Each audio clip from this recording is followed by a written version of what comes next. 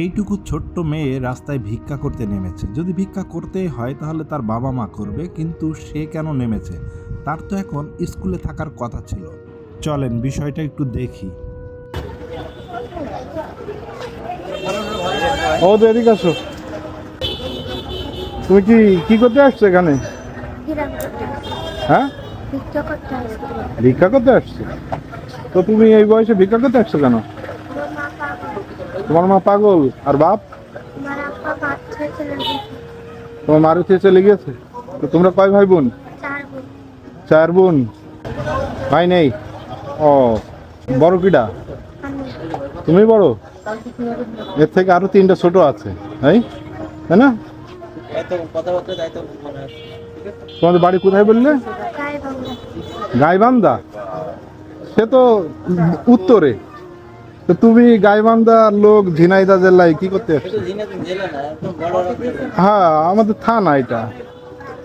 তো তুমি ওখান থেকে কিভাবে আসলে এখানে? এই জায়গায় থাকো? এই জায়গায় কোথায় থাকো? গ্রামের নাম কি? চৌগাছা। ওই চৌগাছা থেকে আসছে এখানে? আচ্ছা, চৌগাছা তো একটা গ্রামের নাম আছে না? কোন গ্রাম? হ্যাঁ, চৌগাছাই। তার মানে আমরা কি ধরবো যে চৌগাছা বাজারে বাজারে থাকো? হ্যাঁ, না, গাইবান্ধা থেকে চৌগাছায় থাকে আর কি। তো তাহলে বাজারে কি তোমাদের বাড়ি? বাজারেই তোমাদের বাড়ি? হ্যাঁ। তো তোমার ফোন নাম্বার আছে তোমাদের? নেই? তাহলে তো আর তোমাদের ওইভাবে কেউ সাহায্যও করতে পারলো না। দেখ, এটা হচ্ছে আমি কেয়ার ফ্যামিলির পক্ষ থেকে 500 টাকা তোমার দিলাম, যেহেতু তুমি ছোট মানুষ আসছো। ঠিক আছে, ভালো করে রাখো। যেহেতু বলছো যে তুমি হচ্ছে বড়, ইনকাম তোমারই করতে হয়, তোমার মা পাগল, বাপ চলে গিয়েছে, তো আমার একটু মায়া লাগলো তোমার দেখে।